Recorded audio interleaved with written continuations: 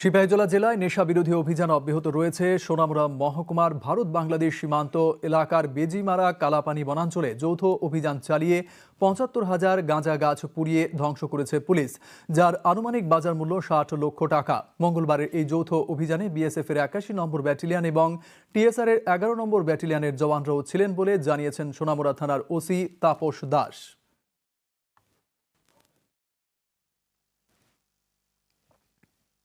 आज भी हम लोगों ने on the basis of secret information एक गांजा डिस्ट्रक्शन ऑपरेशन हुआ है, जिसमें हिस्सा लिया है Sonamura PS 81 battalion BSF, 11 battalion TSR.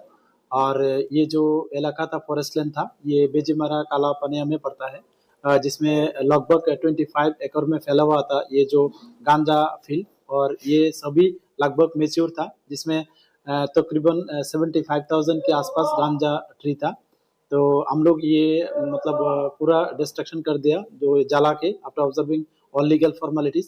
और उसका जो मतलब मार्केट वैल्यू ये तकरीबन 60 लाख के आसपास होगा। तो ये आगे जाके भी ये चलता रहेगा।